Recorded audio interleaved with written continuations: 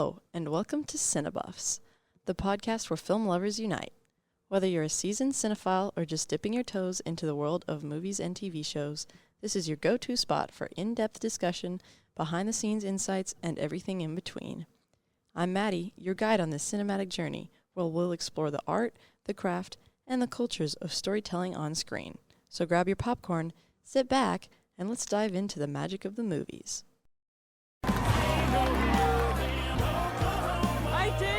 Folks, how you feeling? I'm feeling pretty good, man. Hello, and welcome to the first ever episode of CineBuffs. Today we are going to be taking a look at Twister from 1996 and the recent sequel, Twisters 2024. Of course, I have to warn you about spoilers for both movies, but let's not waste any more time and dive straight into Twister from 1996. Food.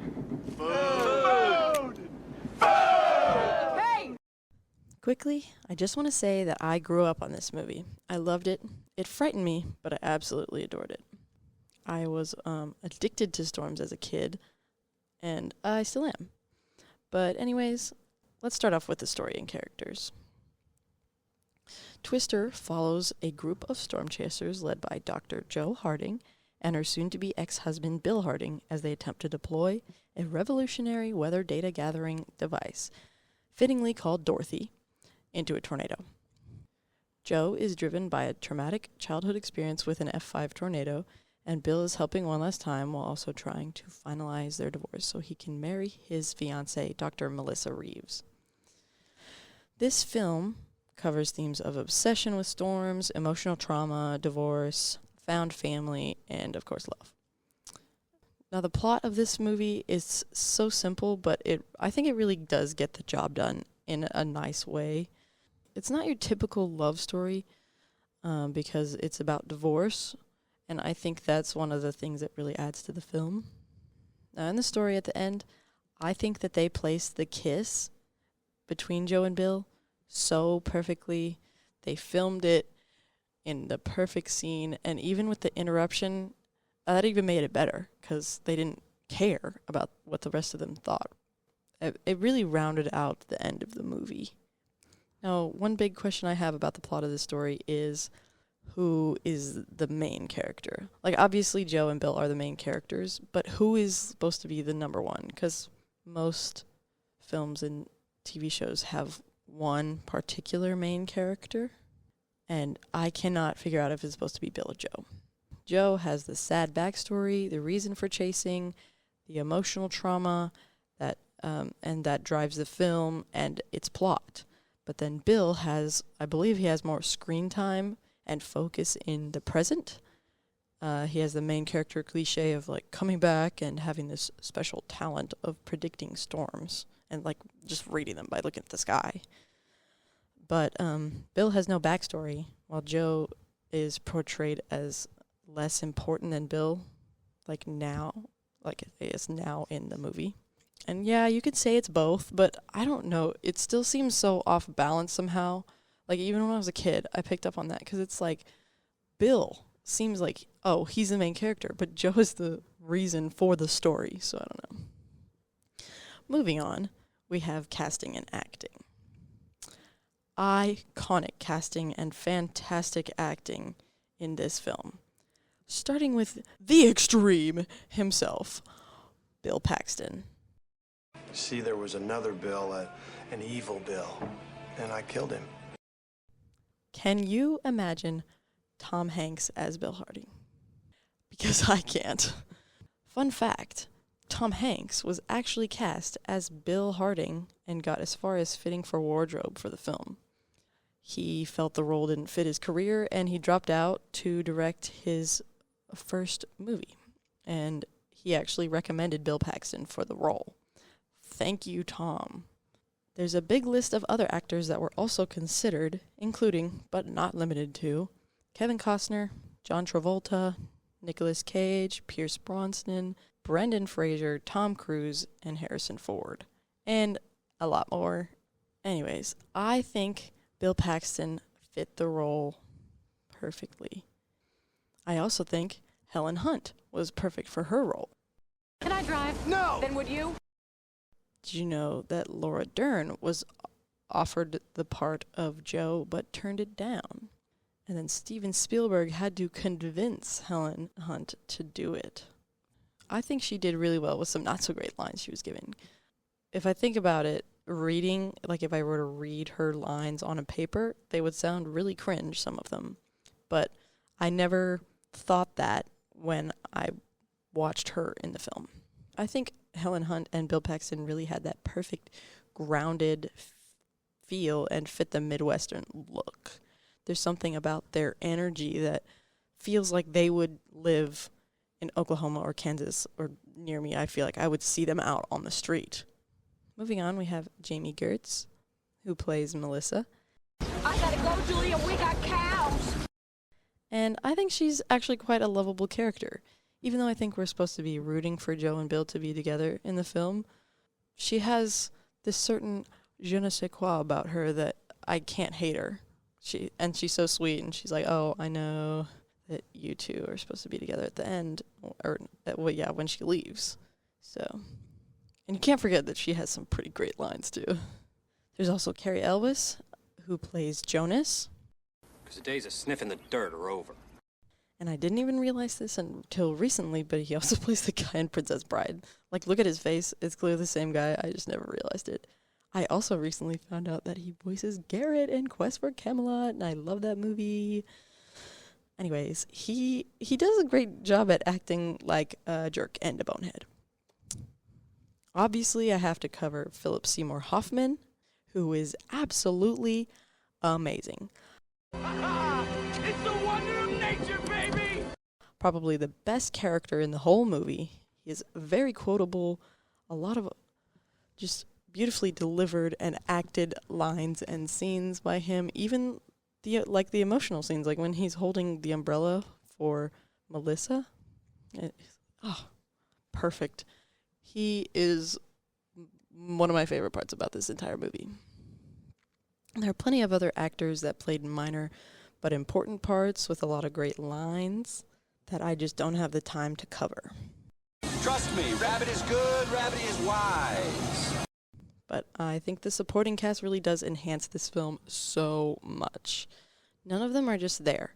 All of the characters are there for a reason. They work together. They run around. They have great lines. I don't know. It's just perfect. All of the actors in the film, especially Paxton and Hunt, had really great chemistry with each other, which I believe really adds an underappreciated element to the film. Under all the layers. It's nice. It adds to the, atmosphere. Anyways, speaking of underappreciated, I want to talk about my personal favorite element, cinematography and visuals. For this film, they used a lot of dynamic camera work with handheld cameras and ground perspectives. They involved a lot of low angle and wide shots to emphasize the power of the tornadoes on the vast landscape of Oklahoma. And may I say, I think they did an incredible job. They sure made me scared when I was a kid, but also but also incredibly fascinated with tornadoes, which I guess was kind of the goal, so works for me.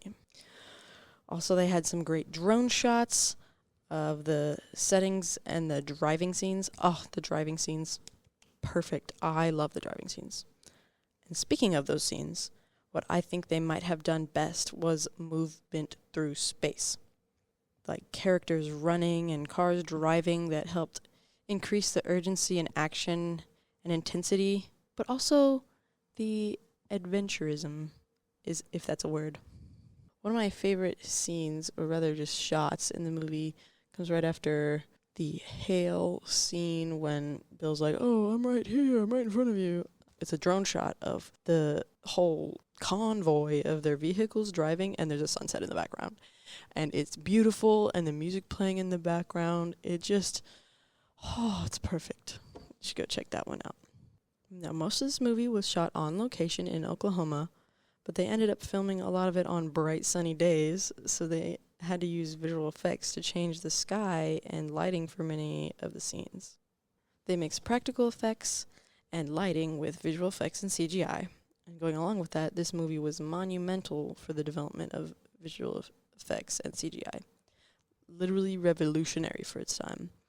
They even invented some new VFX and CGI in the making of this movie, including particle systems, which had never been done before, storm enhancement, and creating objects like tractors, tankers, and obviously the cow.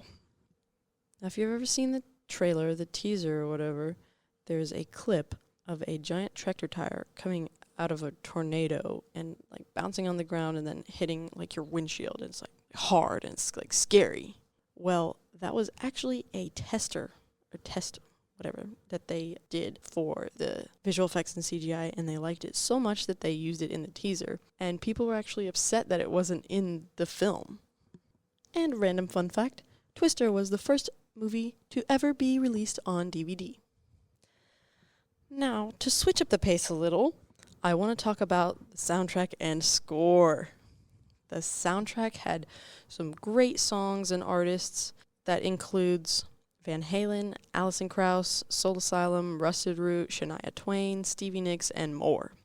But the songs didn't play super long or loud in the scenes that they were in, and before this, I really couldn't name you any of the songs other than the medley with Child in Time, William Tell Overture, and Oklahoma, which isn't actually in the official soundtrack that you can look up. But don't get me wrong, I love the songs in this movie. I've listened to the entire soundtrack. I have them in my playlists, but it just doesn't stick out to me as much as the score. It's so overshadowed by the score, which is fantastic. It's super adventurous, really well arranged by Mark Mancina, who also did the score for Moana, by the way, with contributions from Hans Zimmer, or Hans, I don't know which one it is, sorry. But I think it's absolutely tragic that the score of this film is not on Spotify, and please, whoever's listening, I need that score on Spotify. I want to put it in my study playlist. Now, I'm going to take a sharp turn into issues and critique. First off, there are some scientific inaccuracies that have been talked about elsewhere that I don't want to go into because it's a lot of technical jargon. But another thing is that they had a lot of behind-the-scenes issues, including injuries, especially Helen Hunt. I feel like most of the injuries were Helen Hunt, but there was also a lot of grueling film conditions. Some of the injuries include Helen Hunt and Bill Paxton got their retinas burned by onset lighting. Helen Hunt got some bruises. I know she got a head injury. I think it was during the sunflower scene when they're in the truck. So I know some crew members were injured by equipment. One thing I thought was really cool, but also kind of funny, they shot real ice at them for the hail scenes, literally throwing real ice at the actors on set, which sounds awful, but also kind of funny to see in real life. Now, one of my main critiques / questions is, was the story too simple? Could it have used some better writing, more backstory on Bill and the rest of the team? I think probably. Even just the littlest, 2 minutes more in this film to get some backstory on Bill and a few more on maybe how the team got together, I think it would have really rounded out the rest of this film a lot better than it was. But, I didn't really dig that deep into the writing, but I'm sure it could have used something more. I don't know exactly, but I do know this movie had a huge legacy and impact. Twister is a classic, especially in the disaster movie genre. This film's innovative visual effects changed disaster movies for good. Not only that, but it had a huge impact on storm chaser culture. This movie inspired about a 10% increase in meteorological,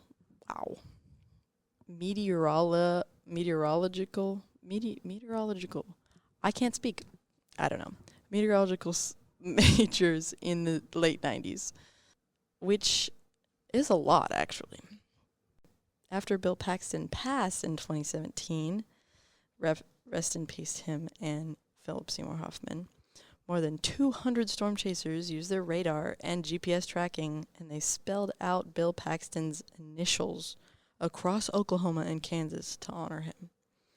It was only the 6th time it had ever been done, and he was the first non-chaser it was done for, non-real chaser it was done for. And I think that's just really neat. One thing I do think would have been really awesome was if they re-released Twister in theaters before releasing Twisters. I know the stories don't directly relate at all, but I think it still would have made the whole thing even cooler than it already was. Especially if they made it like a double feature like they did with like the Barbenheimer thing. Anyways, that's all I have for Twister. Now we can move on to Twisters from 2024.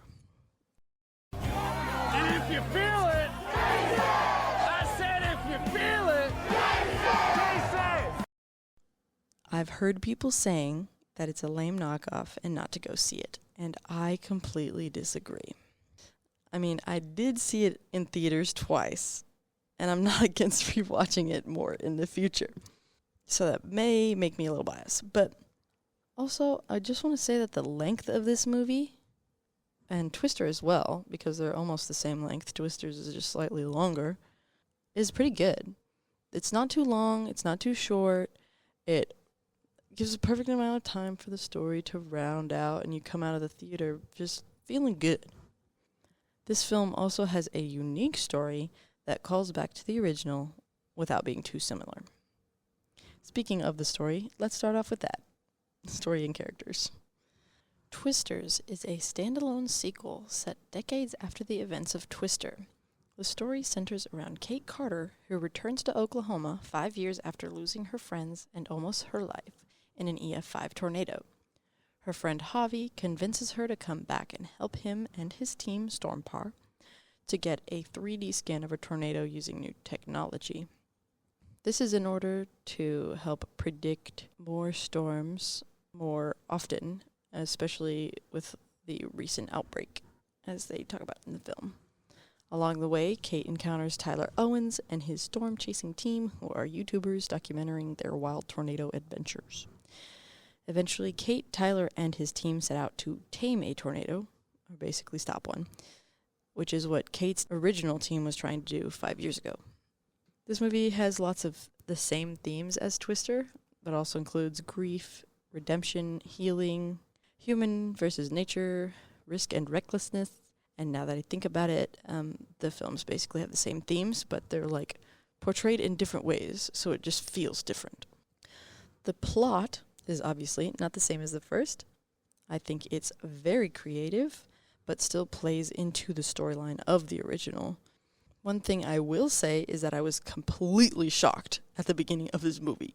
Of course I knew someone was going to die, but I thought it would be one person.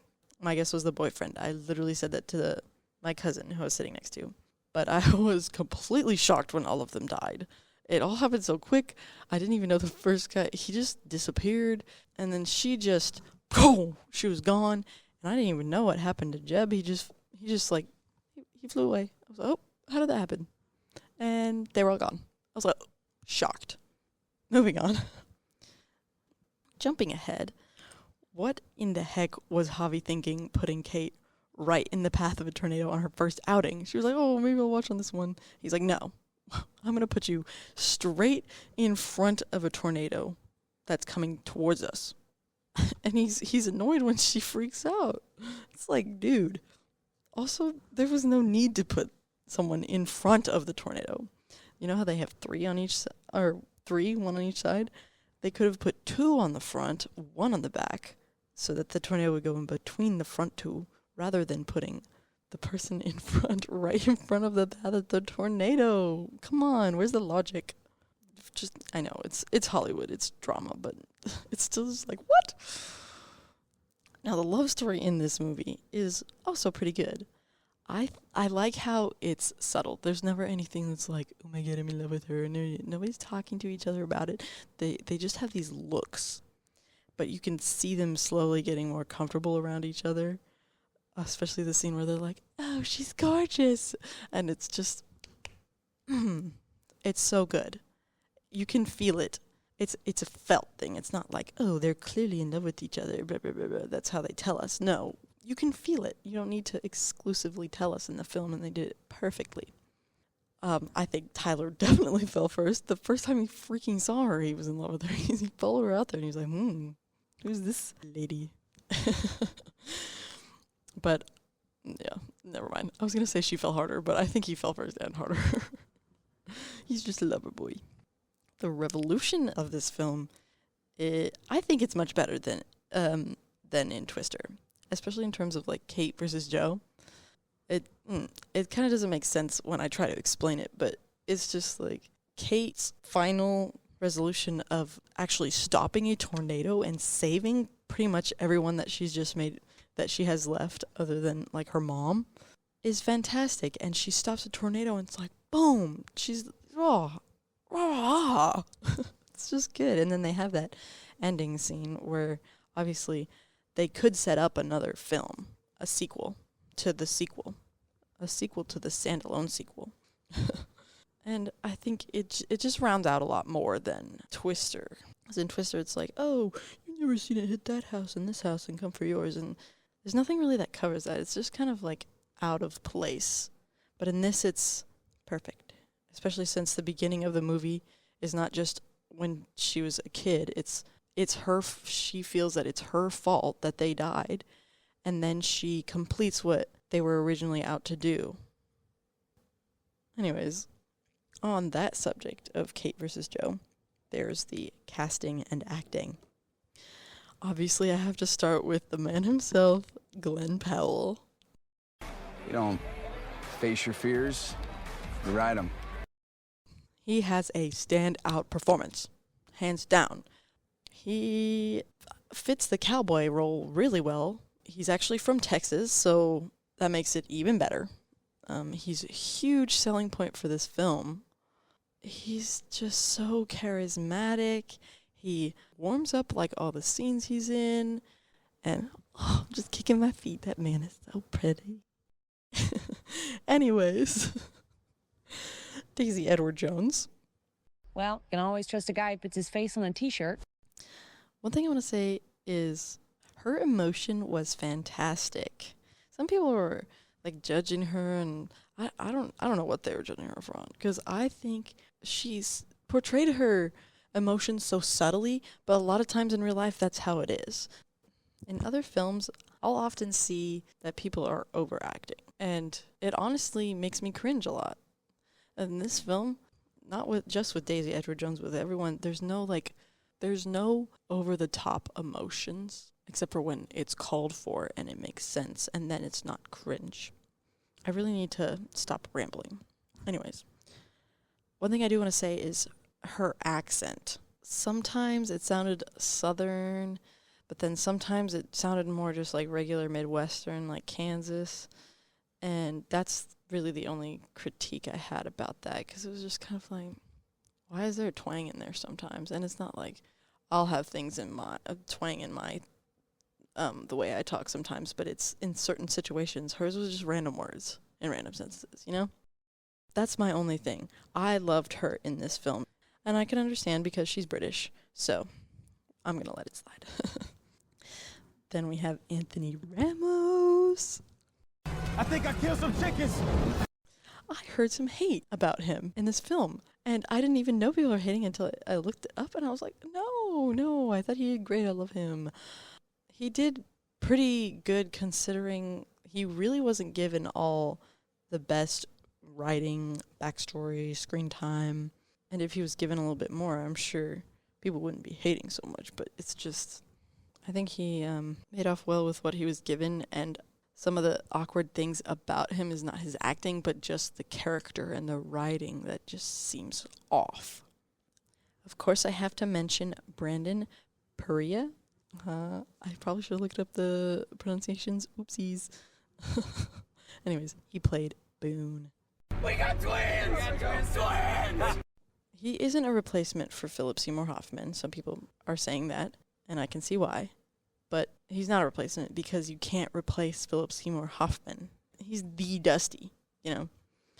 But I do think Boone is definitely a callback to his character, as well as a little bit of, like, most of the rest of the chasing, of Tyler's chasing team. speaking of that, the supporting cast. Oh, we got the new Superman, David Cornsweet, Kiernan Shipka. I really thought she would last longer. She was in the trailer. Maura Tierney. I got really excited because she played Abby in ER. And the entire Tornado Wrangler team were really full of personality. They were strong in their roles. I think very magnetic atmosphere around those characters. They're rotating. Wait, there's a name for that. There's a name for that. There's a name for that. Just enjoy it, man. And honestly, they could have used more screen time, slash backstory, slash involvement. Kind of the same as in Twister. A little thing I want to mention is Bill Paxton's son, who had a cameo in the film. He played that dumb hotel guy who was yelling at the person who owned the hotel and be like, "Oh, my room doesn't have AC and the power went out," and blah, blah, blah, blah, blah. And then he gets into a truck and flies away and dies. I thought it was a really nice tribute to Bill Paxton, even though that was the character he played. Moving on, because I need to stop rambling, we have my favorite aspect again, cinematography and visuals. I think this film looks a lot better, not in terms of quality, but in terms of like visual texture, if that makes sense. The main reason I think this is because they shot it on film. A lot of shows now, they just look too perfect, too crisp. They're so bright and colorful, and it doesn't make sense, but it takes me out of the film because it's like, takes me out of the story. One thing that I always think of is the show 911, where it's just also, and I don't know, it seems almost inauthentic because it's so perfect. Anyways, I think that the choice to shoot on film for this movie was a really good choice and brought the vibes together perfectly. Now, obviously we have to cover the updated visual effects. It's the most realistic effects for tornadoes I personally have ever seen. It looked like a real tornado to me. And I live in the Midwest. Obviously, the CGI is going to be a lot more subtle because of how much VFX have advanced since 1996. But yeah, there was no scenes where I thought, oh my god, that's so obviously CGI, that's a green screen, blah, blah, blah, blah, blah. Now this film, in my opinion, honored the original's aesthetic while also creating their own. Because obviously the scenes of the tornadoes and the driving scenes where they're chasing and they've got their convoys together definitely calls back to the original. And I like that.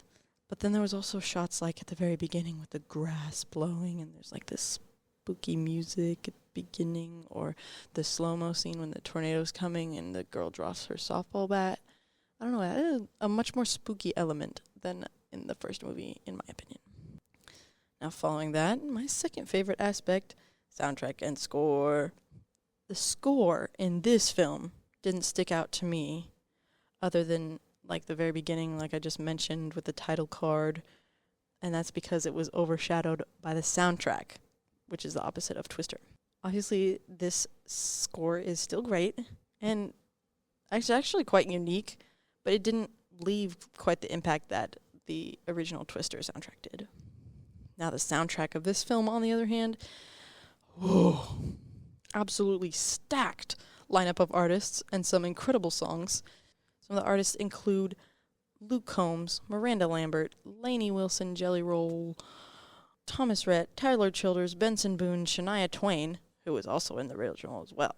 And the songs, Ain't No Love in Oklahoma, Ain't No Love Oklahoma, sorry, Ain't in Kansas Anymore, and Out of Oklahoma are really sticking with me. I am completely convinced that at least one of them will end up on my Spotify Wrap this year.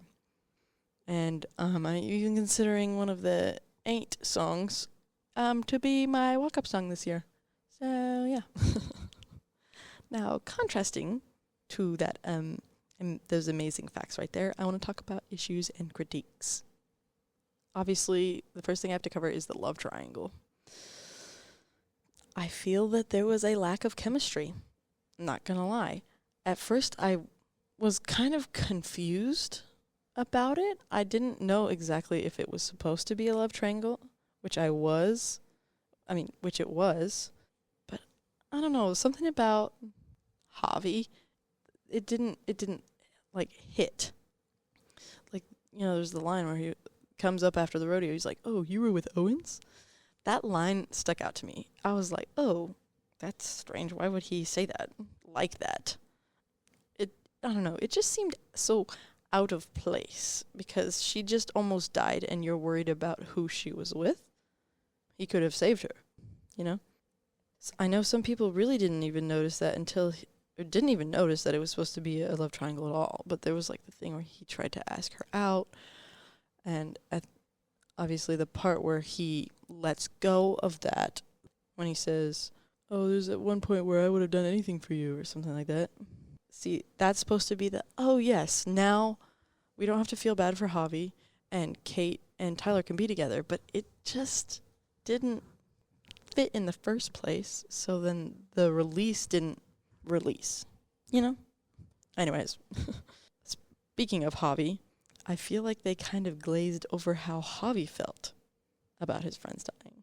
Like, yeah, I know he wasn't in the middle of the storm and watched them all die, but I'm sure they were still his best friends, and they were just like, "Oh, I went to the army, now I'm chasing storms again." It's like, okay, thanks, and there's no trauma there. I feel like they definitely could have covered that more. Another issue I know they had was the filming conditions.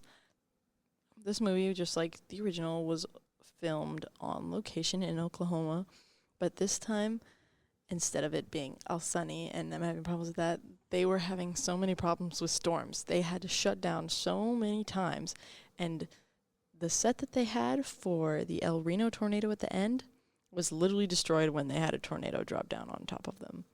So I thought that was pretty funny. And now you know that I have to talk about the kiss. Oh my gosh. Steven Spielberg, I am going to... Not actually, but... I get why. I know. They're like, "Oh, it's cliche. It's... blah, I want it to be different in this movie." I don't care.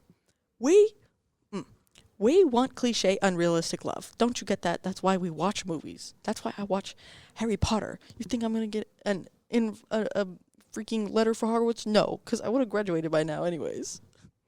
We want cliche, unrealistic love. Is that too much to ask for? Is this ever going to happen in real life? Probably not. So, I want to see it. And I wouldn't have been... Whoa. I need to slow down. And I wouldn't if I can speak. And I wouldn't have been as mad if they didn't literally set up a scene for the kiss and then just cut it out of the movie, because it was in the movie. And they showed it to Steven Spielberg, and he was like, take the kiss out. This is like, oh, if you feel it, chase it. And so he goes and chases her down. That's when you're supposed to kiss the girl. This is just weird. They just stand there and they look out the window, and then the movie's over. It just felt incomplete. It felt weird when there wasn't one, because they set it up. Now, lastly, the legacy and impact. How does Twisters stand up to the original? Obviously, I think it stands up really well. Plot and emotionally, I think it stands up even better than the original, as well as technology and visual effects, which of course is a direct result of that film. The tone and pacing relates really well while also switching it up. The cast and acting were just as incredible as in Twister, not to mention the cinematography also holding up. A big thing I want to talk about here is the Easter eggs. The Easter eggs were really well done. And they even included little things that most people would not have been like, oh, that was in Twister. That was in the original. You have to really have to pay attention to see some of them. Now there's the obvious ones like Dorothy, the red Dodge, Kate's clothes, and, kind of like the Storm Par vehicle names.